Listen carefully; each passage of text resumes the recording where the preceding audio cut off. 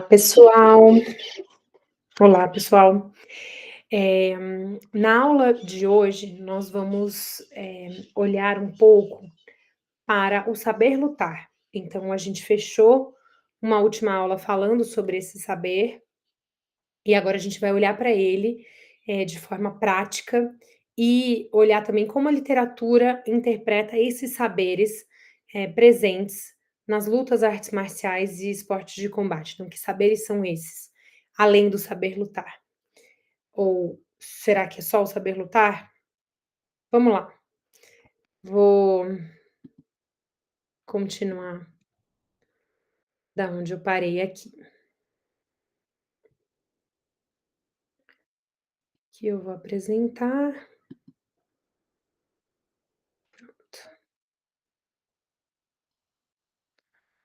Bom, esses autores franceses, eles, quando vão falar de lutas, artes marciais e esportes de combate, eles vão falar de 3 tipos de saberes: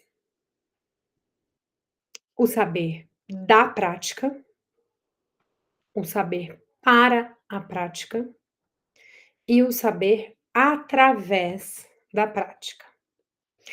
E vejam, isso é bem traduzido do francês, tá? Então é uma tradução nossa. Mas vamos lá, o que que é o saber da prática? Então existe um saber, que ele é um saber de referência. Ele é um saber o saber Krav Maga. O que que é o saber Krav Maga? Ah, sabe-se que o Krav Maga é uma prática de luta que surge para defender, eh, autodefesa, mas também, militar, mas também e aí a gente vem, eh, tirando desse senso, não é um senso comum, mas seria tipo um senso comum, né, o que que é sabido dessa prática? Então existe esse saber da prática, aquilo que é conhecido sobre o Krav Maga. Eu não sou uma estudiosa, nem uma praticante de Krav Maga, então eu tenho, né, poucas coisas para falar sobre isso, mas eu sou uma estudiosa das lutas em geral. Então o que que eu posso dizer para vocês? Que cada modalidade tem o seu saber, e esse é um saber de referência. Então vamos pegar o judô, que é a minha modalidade, por exemplo, e aí a gente vai falar o saber judô. O que que é o saber judô? Bom, foi criado pelo sensei assim, assim, assim, então eu tenho a parte histórica, eu tenho o judô usa kimono, as pessoas, utilizam um tatame, elas têm uma reverência para fazer ao iniciar ou terminar a prática, enfim, então esse é o saber da prática, ou seja, ele é um saber de referência. Existe o judô, existe o karatê, existe o Krav Maga. Então, eles são saberes, e eu levanto as mãos, é engraçado pensar assim, né, porque é algo que está acima de nós, professores, por exemplo. Já o saber para a prática, aí sim eu estou falando, né, o que que eu vou pegar desse saber de referência e vou levar para a minha prática. Olha que legal. Então eu estou falando de um saber que se relaciona aos conteúdos, às técnicas, às estratégias, orientações, que são geridas por nós, professores e treinadores. Então veja, o que que eu vou escolher desse saber de referência para dar a minha aula, para elaborar o meu treinamento. Então, é um outro saber, é o saber para a prática.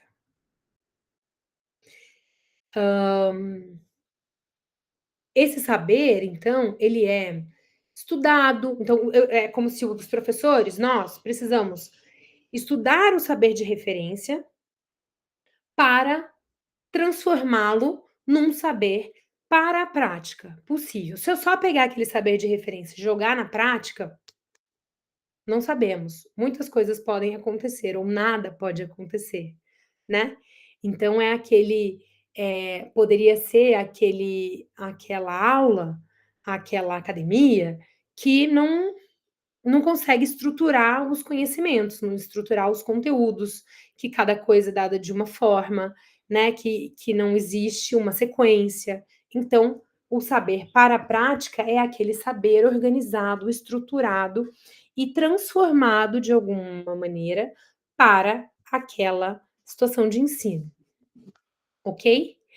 E o terceiro saber é um saber que só acontece na prática. E quando eu estou falando de prática, eu estou falando de luta nesse caso. Por quê? Porque é um saber adquirido por meio da relação de oposição, da verdadeira situação de combate, caracterizada pela presença de todos os princípios condicionais. Então, lembram daqueles princípios? Então, quando eu tenho uma luta, uma situação de luta, aí eu tenho um saber que só é produzido ali, que só pode ser produzido ali.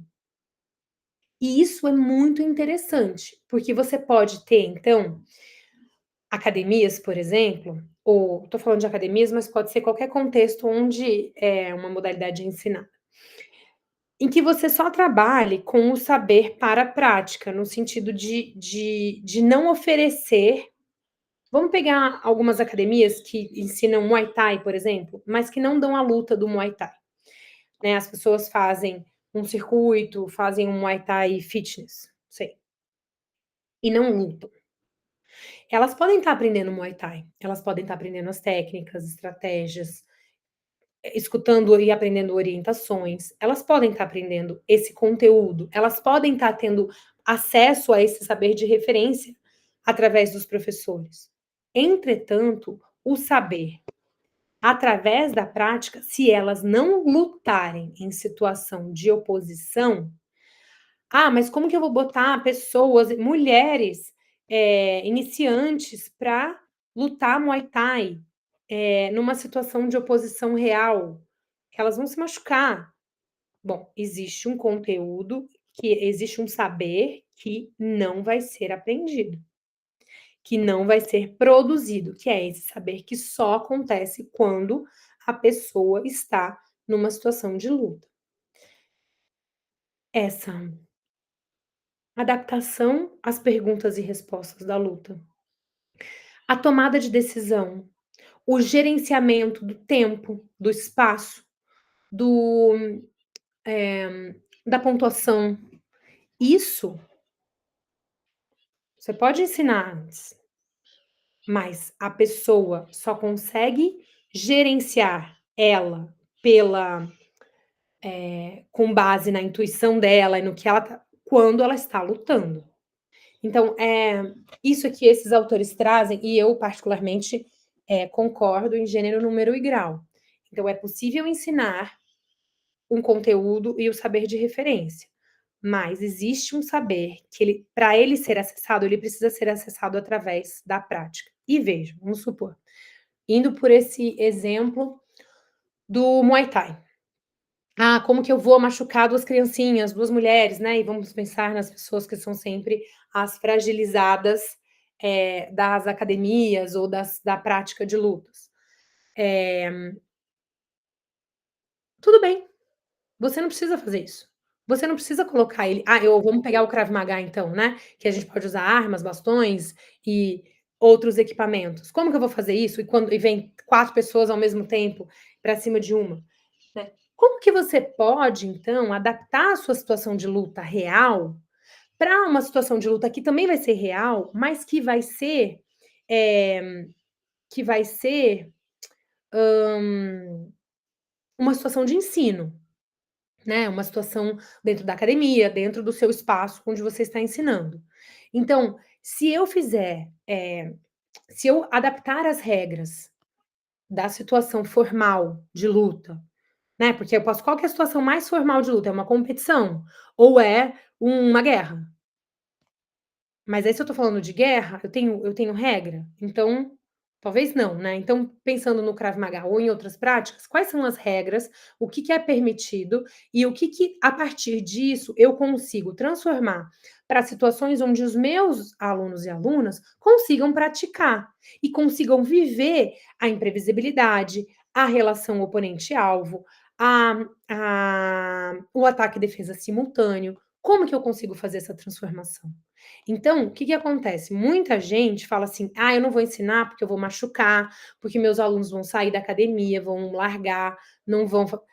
Mas eles, essas pessoas muitas vezes não têm acesso a esse tipo de troca que a gente está tendo agora, que é de refletir como levar então a situação de luta para dentro da sua aula, sem ela precisar trazer uma arma de fogo, por exemplo, né, ou sem ela precisar, levar um soco na boca. Como que eu faço isso? Então, que tipo de então eu vou mudar essa regra. Eu vou dizer que não vai valer o rosto, eu vou dizer que que ao invés do soco, vai ser o toque com a luva, né. Então, esse toque vai valer pontos. E conforme eu for gerenciando eu, professora, estou gerenciando essa regra, eu estou, então, dando a oportunidade desses praticantes, alunas e alunos, vivenciarem esse saber e aprenderem esse saber a partir da situação de luta, a partir da prática, através da prática, certo? Bom, vamos continuar.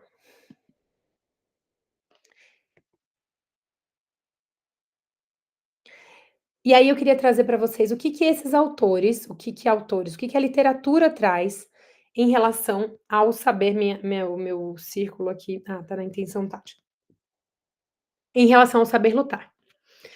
Saber lutar por Terrisse e colaboradores é representado então, o saber lutar ele vai emergir desse último saber que a gente viu lá atrás, agora. O saber através da prática. Então o saber lutar, saber como lutar, ele é representado pela existência de uma intenção tática, a qual invoca a necessidade de reduzir a incerteza para facilitar a aprendizagem e, ao mesmo tempo, observar as fases de confrontação sem que se perca o sentido da atividade. É basicamente o que eu acabei de falar para vocês agora, há um minuto atrás. Então, como que eu vou, promover o ensino do saber lutar, se eu não reduzir essa incerteza, né? Então, se eu deixar a situação de luta tal como ela é lá fora, tal, eu não vou conseguir ensinar, provavelmente, né. Então, como que essa intenção tática, que é onde reside o saber lutar, como que eu conservo ela dentro de uma situação de luta na minha aula, sem necessariamente precisar do bastão, da arma de fogo ou de um soco na boca. Então vejam, o Avelar, Rosa e Figueiredo são autores portugueses, eles creem que esse conceito também pode ser entendido como aquela capacidade que o desportista tem. Espera. Aquela capacidade que permite ao desportista solucionar as diversas situações que se sucedem num combate, independentemente dos modelos técnicos de execução que caracterizam as diferentes modalidades e cujo reconhecimento institucional impõe determinadas restrições. O que que é o reconhecimento institucional? São as regras daquela modalidade, né? E o que que são os modelos técnicos de execução? São as técnicas daquelas modalidades. Então, independente desses modelos técnicos, independente das regras específicas de cada modalidade, o praticante ele precisa ter a oportunidade de solucionar as diversas situações que se sucedem durante um combate, né. Então aquilo que a gente falou em outras aulas, eu posso fazer um planejamento da minha luta? Eu vou entrar no né, vou pensar um combate, uma competição, eu vou entrar e vou fazer isso, isso, isso e isso, e vou finalizar assim, assim, assim. Eu posso fazer. Vai dar certo? Isso vai depender do meu oponente. Então, essa capacidade de reagir, mas também, ter a intenção e saber lidar com a reação, essa é uma capacidade, desenvolvida no combate. Então, esse é o saber lutar, que está ali representado pela intenção tática, ok? Vamos ao próximo.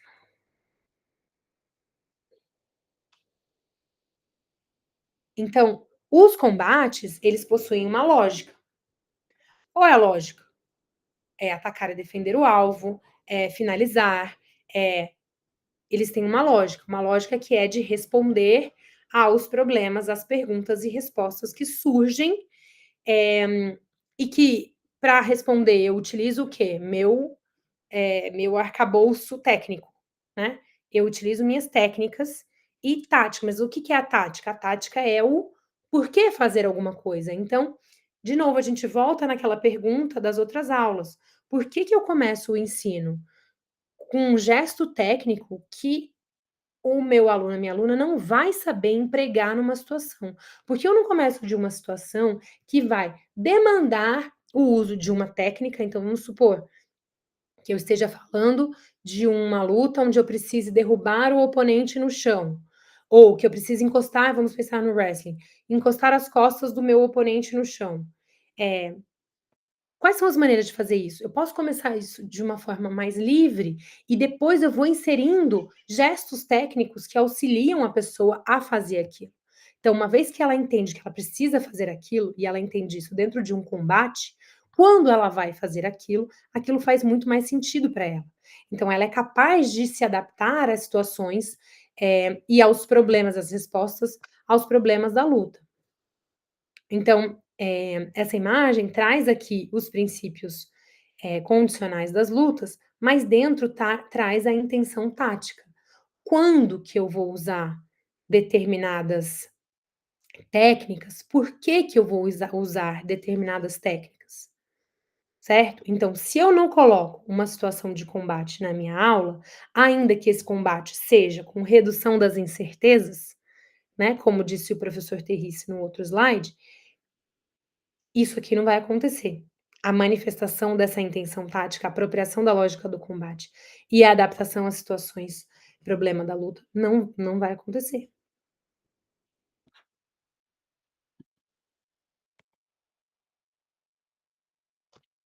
Então, como ensinar o saber lutar?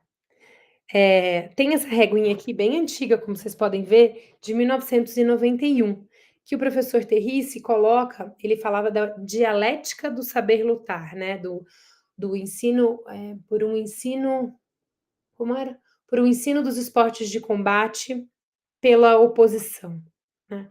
Então, muitas vezes a gente tira a oposição para ensinar os esportes de combate. O que ele coloca aqui é: não tem como você tirar a oposição. Se você tirar a oposição, você não vai ensinar o saber lutar, independente da modalidade que você está.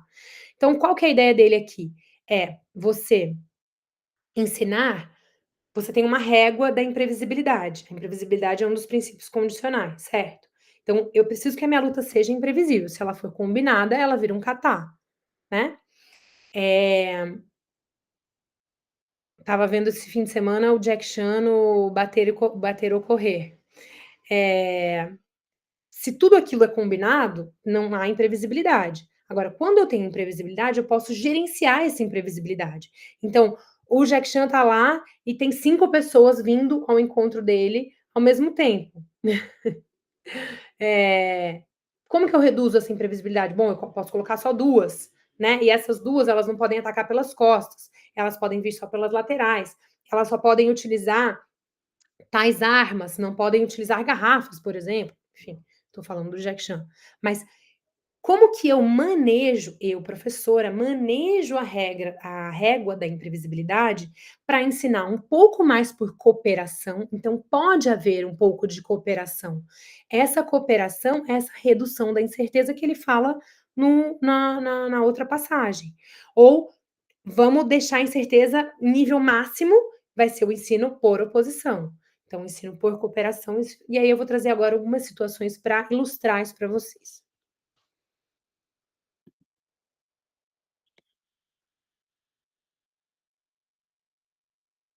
Então vamos pensar, aqui uma situação de aula minha, tá.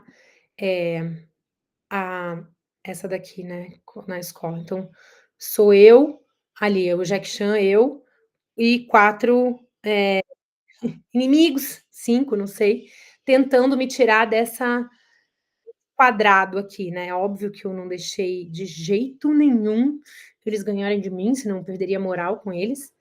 Eh, mas aqui a gente tem oposição, vejam, né, e aí claro, diante da minha condição de professora, eu manejei a incerteza.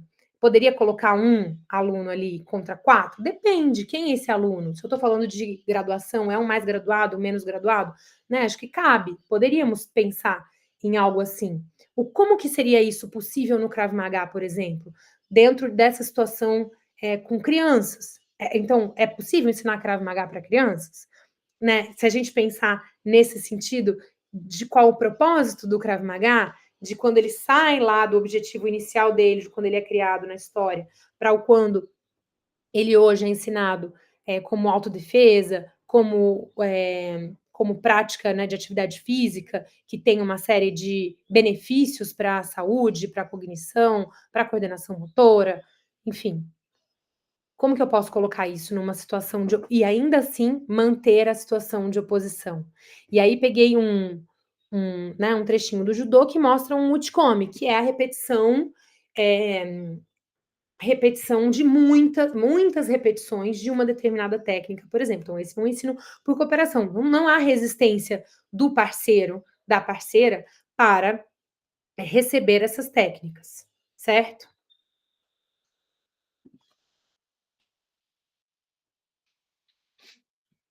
Outra situação, outras.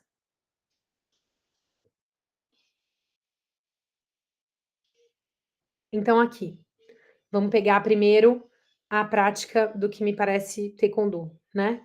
Então, tenho ali uma pessoa com uma raquete, a outra então enquanto uma segura a raquete, a manopla, não sei, a outra dá o chute, né. E aqui do outro lado eu tenho uma situação de oposição, aonde deixa eu dar um play de novo. Aonde, o objetivo era estourar o balão da outra, então eram acho que trios, né.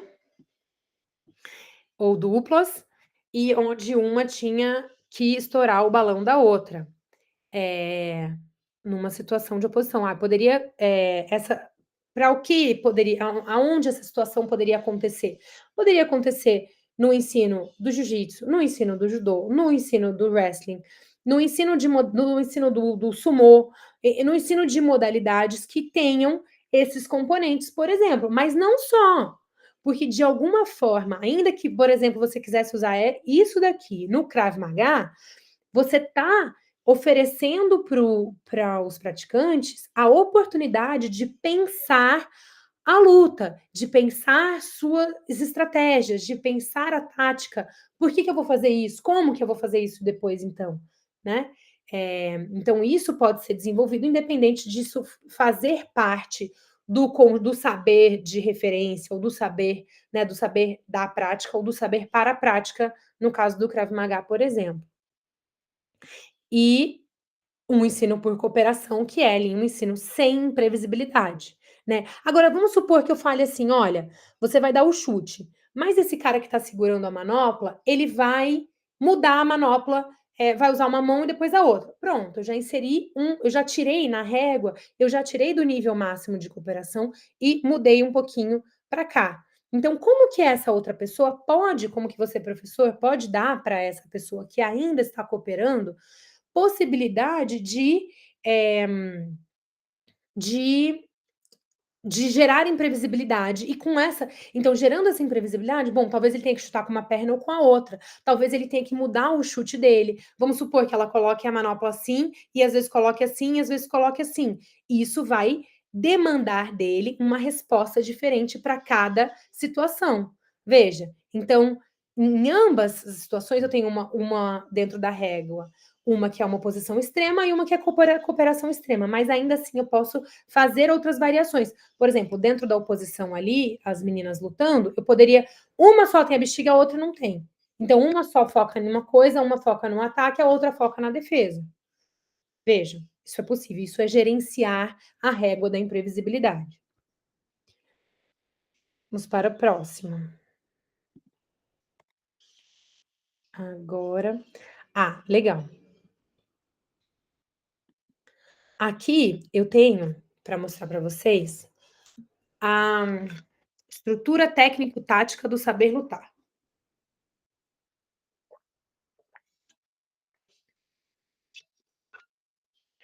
Então vamos pensar. Esse aqui é o Bruno Avellari e colaboradores, então que propuseram o seguinte: nesse triângulo eu tenho o saber lutar e a intenção tática que rege esse saber. Ao redor desse triângulo eu tenho distância, ritmo e percepção, tá, em português de Portugal. E além disso eu tenho, acima da intenção tática, o contato, né.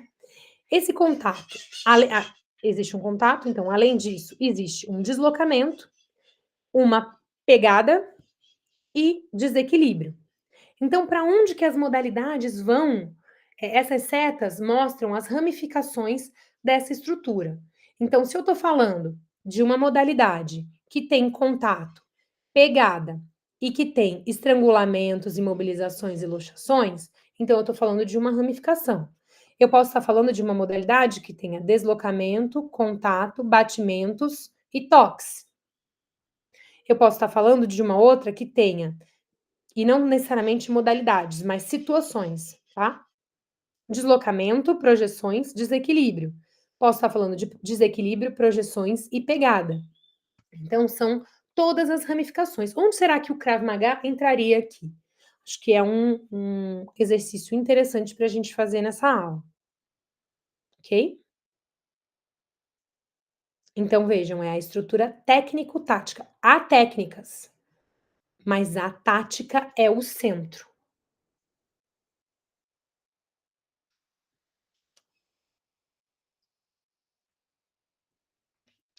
E aí,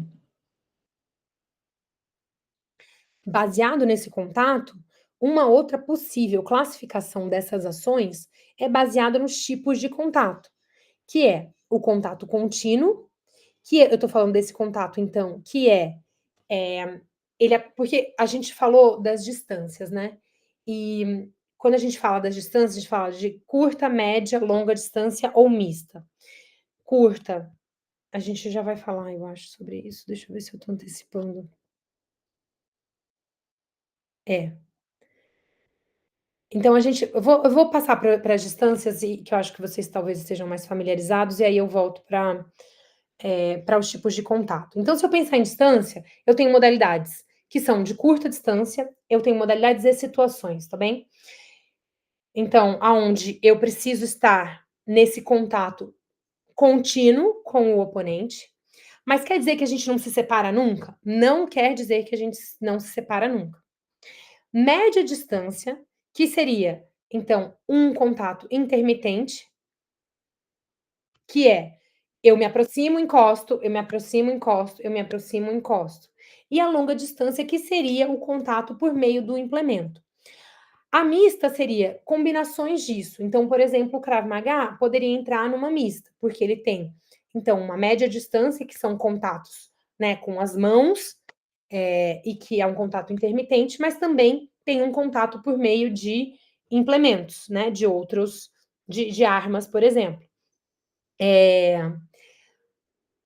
a gente pode analisar o Krav Maga especificamente, e tentar classificar ele de acordo com a distância e de acordo com essa vai ser uma das atividades de vocês, e de acordo com o contato. Mas, veja, o contato mediado é o contato, então, que acontece por meio de um implemento. Então, quando eu falar de mista, eu estou falando de uma combinação dessas distâncias ou desses contatos, né. Eu gosto de usar bastante o contato, apesar da distância ser uma classificação que hoje que está mais espalhada no meio acadêmico, mas a distância às vezes confunde as pessoas que são praticantes só de uma modalidade, então vai pegar o Krav Maga, por exemplo, e falar assim: "Não, não, é uma modalidade de longa distância, porque a gente fica longe do oponente". É. Ou, por exemplo, vai falar que o Muay Thai, muitas vezes, é de longa distância, porque você tem uma distância grande, mas não é sobre isso, né. Eu tô falando sobre os tipos de contato que essas distâncias, oferecem. Então, a distância curta oferece um contato contínuo, a média oferece um contato intermitente e a distância longa oferece um contato mediado por um implemento.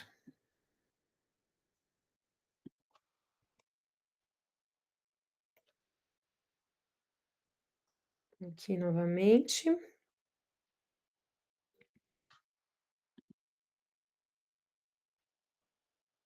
Opa, aqui. Então vamos olhar eu vou fazer o seguinte, eu vou parar essa aula agora, e aí a próxima eu venho trazendo, eh, a pedagogia das lutas dentro dessas distâncias, e a gente faz reflete um pouco sobre algumas atividades como essas que eu estou mostrando aí, e aí a gente fecha esse conteúdo pedagógico, ok? Então, muito obrigada pela atenção e até breve.